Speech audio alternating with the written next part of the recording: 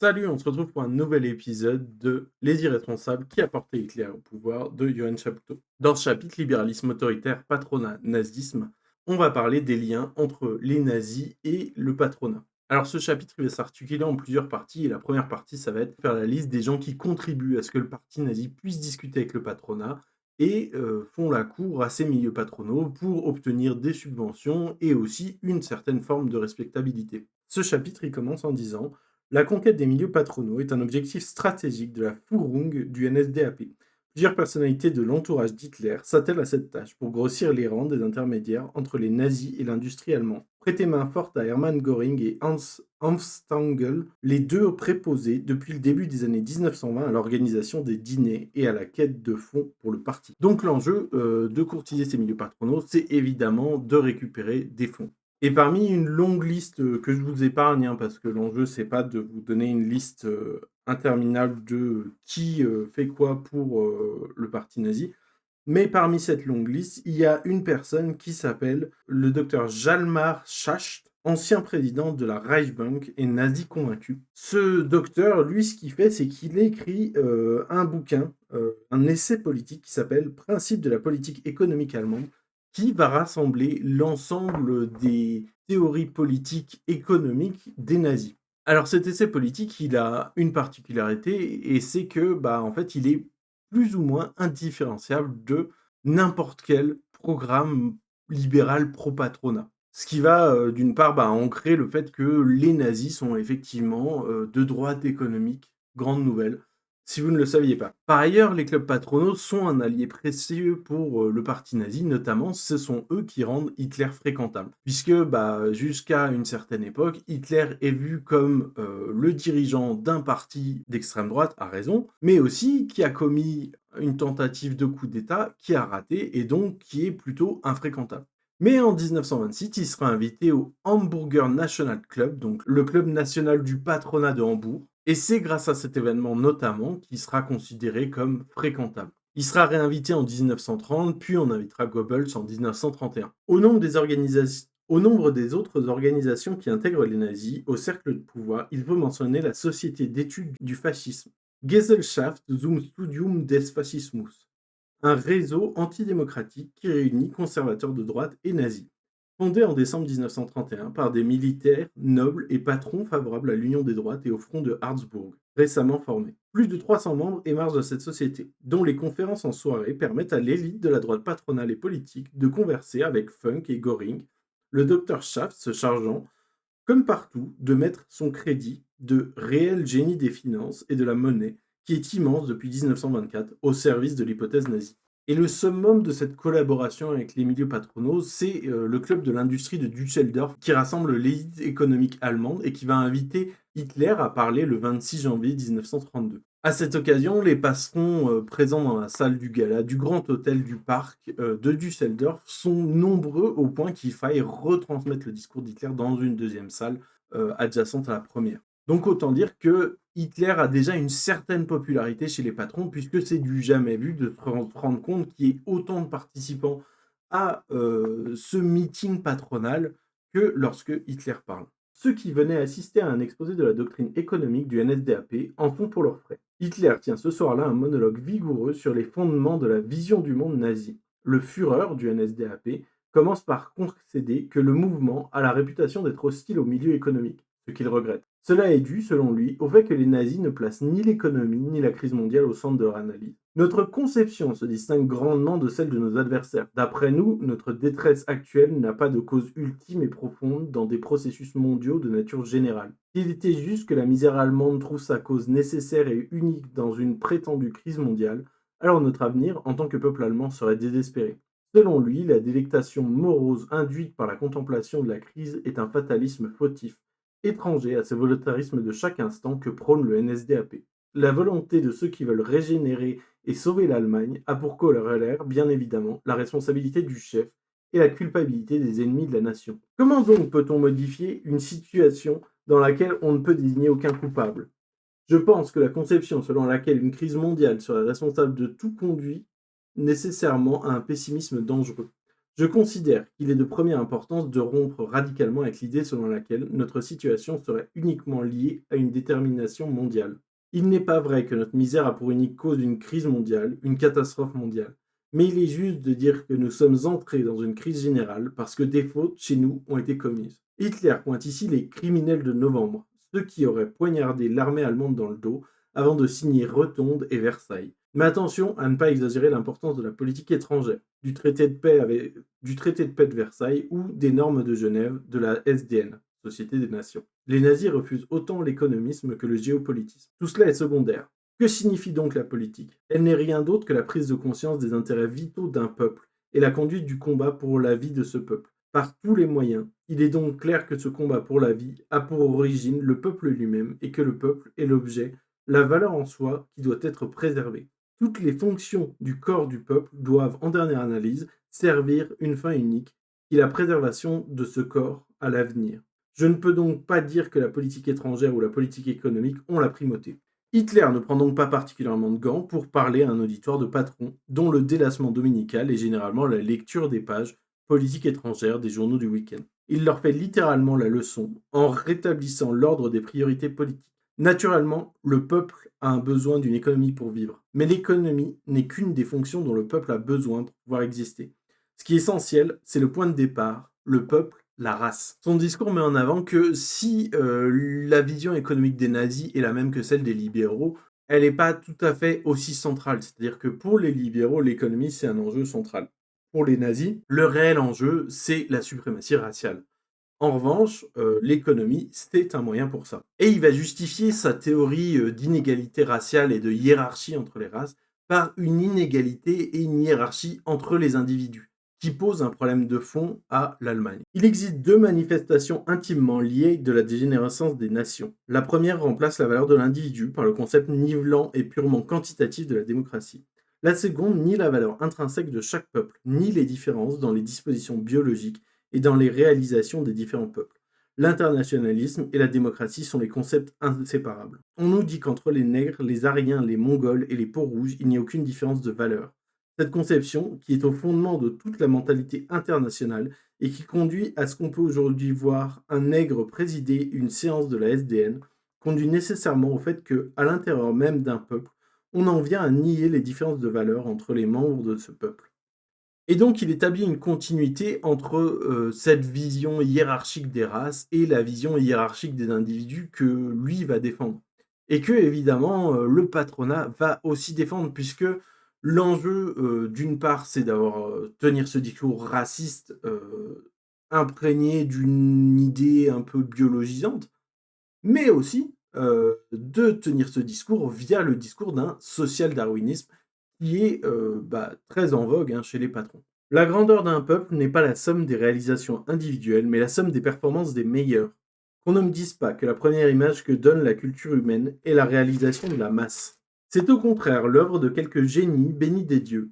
Donc si ces génies sont placés sur le même niveau que tous les autres, on assiste à un nivellement du génie, de la compétence et de la valeur de l'individu. Un nivellement que l'on nomme fautivement souveraineté populaire.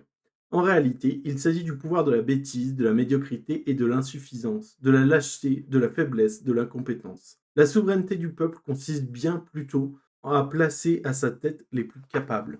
Et c'est là où le discours social-darwiniste rencontre cette idée de méritocratie et qui va plus ou moins justifier cette idée de dire qu'il y a une hiérarchie entre les individus et donc, par extension, entre les races.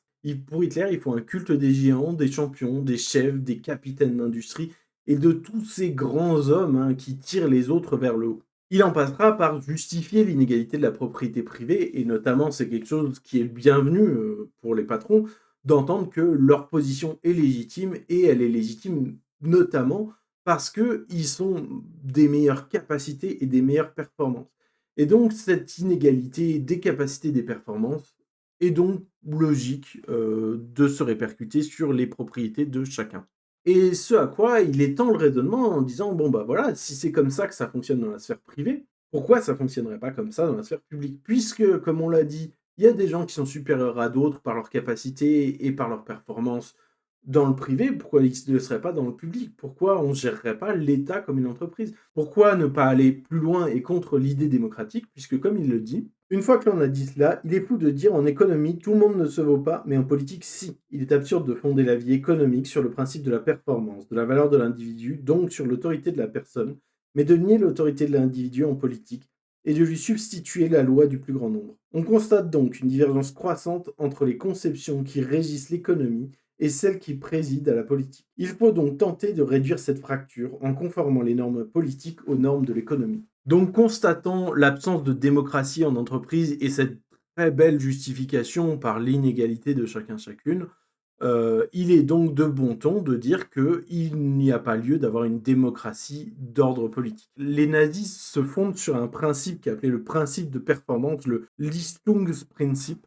qui est une idée qui leur permet notamment de justifier les positions de chacun dans la hiérarchie. Et d'ailleurs, ce principe de la performance, c'est celui qui, ici, va permettre une charge contre la démocratie en politique. Et cette charge ne s'arrête pas à la démocratie en politique, mais aussi à la démocratie au sein de l'entreprise. En fait, depuis 1918, les patrons ont reculé sur beaucoup de choses face aux ouvriers, et ils ont envie de récupérer ce terrain. Ils ont donné des droits et des contre-pouvoirs aux ouvriers, et ça, c'est quelque chose qui leur plaît globalement pas trop. Ces mesures, elles ont été rognées petit à petit par les successifs gouvernements libéraux, mais en réalité, c'est vraiment Hitler qui mettra fin le 20 janvier 1934 quand il supprimera complètement la démocratie d'entreprise. Et ce discours, notamment, il va clarifier la position des nazis vis-à-vis du patronat. Le patronat se jugera plutôt convaincu du fait que les nazis ont leur intérêt à cœur. Et puis, si les patrons allemands souhaitent une croissance économique, ils souhaitent aussi une croissance territoriale, puisqu'il y a un réel enjeu de colonisation qui se pose.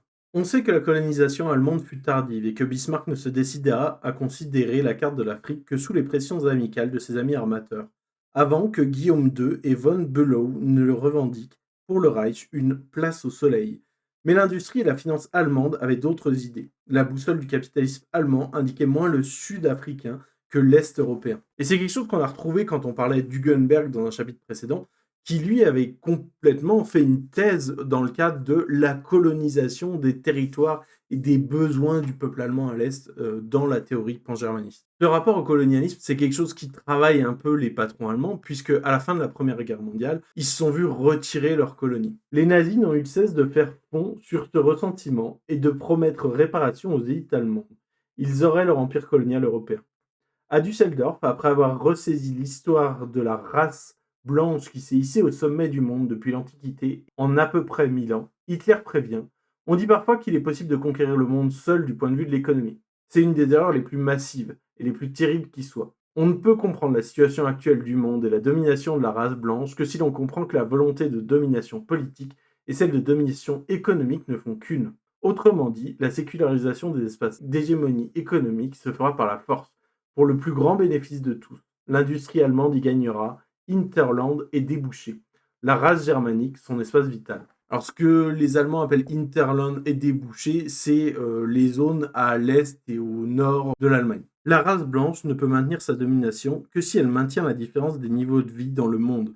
Donner à nos zones de débouché, comme on les appelle, le même niveau de vie que celui que nous avons, et nous verrons bien vite que notre situation dominante économiquement et politiquement se dissout. Après avoir montré que le patronat et les nazis habitent le même univers mental, inégalité, performance, principe du chef, avaient les mêmes valeurs, propriété privée, hiérarchie, concurrence, et les mêmes références idéologiques, opposition de principe à la démocratie, darwinisme social et racisme, Hitler ouvre un horizon de prospérité et de profit potentiellement infini, avec le réarmement de l'Allemagne et le projet d'un empire colonial sur le sol même de l'Europe. C'est à une orgie de dividendes que le NSDAP convie. À noter que dans sa théorie de supériorité supposée de la race blanche, il admet quelque part qu'elle n'est pas si naturelle que ça, et il faut bien s'assurer que les autres races ne rentrent pas dans des conditions qui soient favorables à leur développement.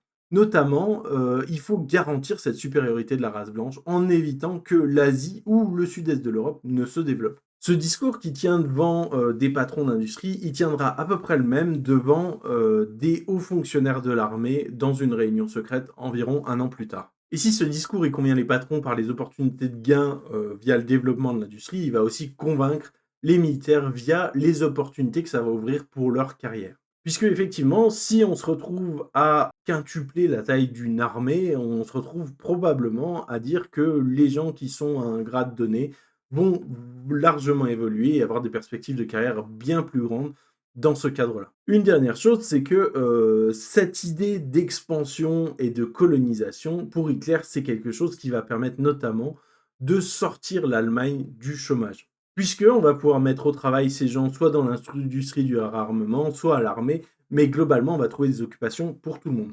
Et pour finir, ce discours à Düsseldorf, il est largement plébiscité par les patrons présents et accueilli par des applaudissements nourris. Il est clair du coup pour le patronat allemand que le parti nazi défendra ses intérêts. Cette manifestation vient confirmer l'estime des industriels et des banquiers à l'égard du parti nazi et d'Hitler. Il apparaît manifeste que comme en 1919-1920, au moment où il fut décidé d'adopter le nom de Parti national socialiste des travailleurs allemands, ainsi qu'un programme en 25 points qui contient quelques dispositions anticapitalistes, le discours social du parti n'est pas à prendre au sérieux. Il reste un leurre pour attirer un électorat qui sinon serait tenté par la gauche. L'aile anticapitaliste du parti a, du reste, claqué la porte avec fracas lorsque Otto Strasser, son chef, a rendu sa carte en 1930 et publié un texte célèbre intitulé Les socialistes quittent le NSDAP. La ligne du parti nazi est de droite, favorable au capital, hostile au mouvement ouvrier, à ses revendications et à ses grèves, viscéralement opposé à un marxisme qu'il s'agit, selon Hitler, d'exterminer, ni plus ni moins. A noter que Otto Strasser, c'est le frère de Gregor Strasser dont on a parlé dans un chapitre précédent, et qu'il faut donc pas les confondre, puisque Otto Strasser a effectivement quitté le parti nazi en 1930, et Gregor Strasser menace de le quitter en 1932, ce qui nous amène à dire qu'il y a un risque d'effondrement du parti nazi. Du moins, c'est ce qu'on disait dans le chapitre précédent. Et globalement, si les patrons ont bien compris que les nazis étaient de leur côté, les ouvriers et les chômeurs ne s'y trompent pas non plus. Puisque en réalité, dans les chiffres, on observe une forte corrélation positive entre protestantisme et vote nazi, de même qu'entre NSDAP et faible taux de chômage. Là où le taux de chômage était le plus élevé, le NSDAP enregistrait des scores électoraux plus faibles. Et pour ce qui est des ouvriers, ils n'ont jamais, dans les chiffres, voté massivement pour le parti nazi. Et puis, si vous vous souvenez, dans le chapitre précédent, on a parlé du fait qu'il y avait une demande de la part du patronat envers le président Hindenburg de nommer Hitler chancelier. Cette demande, elle est écrite comme ça. Il semble clair que les dissolutions répétées, assorties de nouveaux scrutins permanents, propres à aggraver les conflits entre partis, ne peuvent que contrarier l'apaisement politique et le renforcement de notre économie. Il semble tout aussi clair que toute modification constitutionnelle qui ne serait pas soutenue par un grand mouvement populaire aboutirait à des effets économiques, politiques et psychologiques pires encore. Nous considérons donc comme notre devoir moral de prier humblement Votre Excellence de permettre la constitution d'un gouvernement propre à réaliser les objectifs définis par Votre Excellence, et que nous soutenons, de telle sorte que le cabinet jouisse de la plus large approbation populaire. Nous sommes libres de toute attache politique, nous reconnaissons dans ce mouvement national qui traverse notre peuple l'aube prometteuse d'une ère qui, par le dépassement de la lutte des classes, créera les conditions propices à une croissance retrouvée de l'économie allemande. Nous sommes conscients que cette croissance requiert d'autres sacrifices. Nous croyons que ces sacrifices ne peuvent être volontairement réalisés que si le plus grand groupe de ce mouvement national se voit confier la direction du gouvernement. Et donc c'est dit à demi-mot, mais c'est quand même dit clairement qu'il est question de passer à autre chose et d'abandonner von Papen pour nommer Hitler. Ce texte, mis en avant par des historiens de l'Allemagne de l'Est, sera présenté comme une preuve accusatrice du soutien à Hitler de la part du patronat. Mais une contre-historiographie viendra défendre que oui, mais vous comprenez, il n'y avait que 16 ou 19 noms en réalité dans les signataires de cette lettre, donc c'est un peu léger pour dire que tout le patronat était derrière le nazisme. En réalité, s'il manquait effectivement certains noms qui n'ont pas activement soutenu Hitler dès novembre 1932 par cette lettre, ces gens-là ont changé d'avis en décembre 1932, lorsque Schleicher évince Papen. On le sait via les notes du banquier Kurt von Schröder qui met à disposition ses contacts pour créer du lien entre les nazis et les milieux patronaux. Il dit « Papen me demanda d'arranger une rencontre avec Hitler. Avant d'effectuer cette démarche, j'ai pris l'avis d'un certain nombre de grands patrons et j'ai voulu savoir le plus largement possible quelle était la position du monde économique à l'égard d'une collaboration entre les deux. Les efforts concertés des patrons allemands avaient pour objectif de pouvoir arriver un homme fort à la tête du pays, apte à former un gouvernement durable. Quant au financement, il sera désormais massif. Après la rencontre du 20 février 1933, soit très tard, bien après que tout est joué selon les apologètes. Or, le 20 février 1933, rien n'était joué, et le NSDAP a su faire fructifier le don de 3 millions de Reichsmark en propagande électorale pour les élections absolument décisives du 5 mars. Auparavant, entre septembre 1932 et janvier 1933, le parti nazi a épuisé ses réserves et vécu à crédit pour financer des dizaines de campagnes électorales, avec une débauche de moyens coûteux dont Goebbels fait l'énumération avec émerveillement d'un enfant devant des jouets improbables. Usage de l'avion, de la radio, du cinéma, graphisme élaboré, des affiches et des tracts, brochures, titres de presse nouveaux et éditions spéciales en nombre. Défendre, comme on a pu l'avancer sans rire Turner, que ce Barnum inédit avait été financé par les cotisations des membres du parti et les billets d'entrée au meeting est une plaisanterie. Le coût des campagnes électorales permanentes, Reich, Länder et communes, depuis 1929, ainsi que les frais fixes de la structure du parti, en croissance continue, locaux, nombre de permanents, effectifs de la SA, dont de nombreux membres ne peuvent financer leur équipement, voire leurs gîtes et leurs couverts, ne peuvent non plus avoir été totalement couverts par l'emprunt et la dette. Mais quiconque a déjà eu affaire avec une banque se convaincra aisément que si les banques allemandes ont accordé des crédits importants aux nazis, c'est bien parce que les nazis jouissaient auprès d'elles d'un crédit politique et qu'il s'agissait là pour elles d'une traite sur l'avenir. Concrètement, ce que nous dit Chapoutot, c'est que ce soutien monétaire aux nazis de 3 millions de Reichsmark, c'est un soutien qui va être décisif pour empêcher que les nazis se cassent la gueule. Notamment, il va aussi mettre en avant que si les nazis vivaient à crédit jusque-là en faisant des emprunts auprès de la banque, c'est aussi parce que la banque les trouvait suffisamment fiables et un bon pari sur l'avenir pour leur prêter des sous. Quelques jours après cette démarche patronale, le 23 novembre 1932, et quelques mois après Hitler, le Club de l'Industrie accueille à Düsseldorf pour une grande conférence un orateur prestigieux, le professeur Carl Schmitt, pour parler des liens entre État et économie privée. L'état d'esprit patronal à ce moment-là, c'est d'aller à l'encontre de tous les rôles que peut jouer l'État dans l'économie et de réclamer et des baisses d'impôts, et des réformes d'assurance sociale, et des baisses des dépenses de l'État, et une simplification administrative et réglementaire. Et Carl Schmitt, lui, sa position, elle est plutôt alignée parce que c'est un libéral. Il arrive et lui, il va défendre un État fort. Alors qu'est-ce que c'est un État fort? C'est pour lui un État qui ne se mêle pas des choses qui sont d'ordre non étatique. L'État allemand de Weimar, pour lui, ce serait un État faible parce qu'il est obèse et s'insinuant dans tous les aspects de la vie, alors qu'il ne le devrait pas. À l'occasion de ce discours, il va aussi décrier la démocratie parlementaire et son reproche principal, c'est de dire que la démocratie permet aux gens de voter pour 5 partis différents qui ont des visions inconciliables et qu'aucun de ces partis ne va bénéficier d'une majorité et n'aura donc les mains libres pour appliquer un projet politique. Et puisqu'aucun parti n'est capable de prendre réellement le pouvoir et d'appliquer son projet politique, alors le pouvoir conféré par cette démocratie est face au chaos que sème cette démocratie, lui ce qu'il dit c'est qu'il faut de l'ordre. Schmitt conclut par quelques propos convenus sur la vitalité des forces économiques du pays, la grande et forte productivité du peuple allemand, qui le conduisent à une péroraison sans équivoque. Les forces sont là, elles n'attendent plus que l'appel d'un gouvernement apte à la décision, prêt à l'action.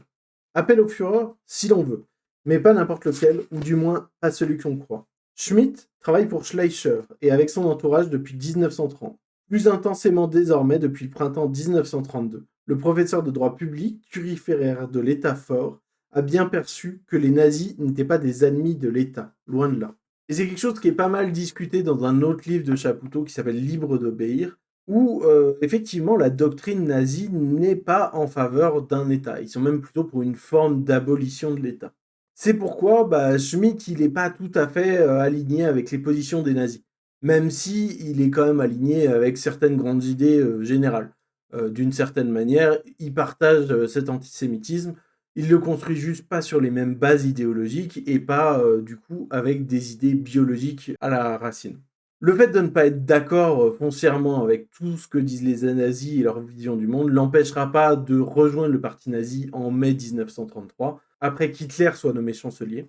Mais c'est un endroit où il s'épanouira jamais dans le sens où on va l'empêcher d'accéder au lieu de pouvoir. Et la personne qui va l'empêcher d'accéder au lieu de pouvoir, c'est Reinhard Höhn, qui est un Allemand, un nazi qui a participé à l'ASS, et qui est particulièrement discuté, encore une fois, dans le livre de Chapoutot, Libre d'obéir, qui discute du management mis en place par les nazis et de ses répercussions sur le mode de fonctionnement de l'entreprise de nos jours. Carl Schmitt se bat en 1932 pour les libéraux autoritaires, conseille et défend le gouvernement Papen, et, à partir de décembre 1932, embrasse pleinement la cause du chancelier von Schleicher.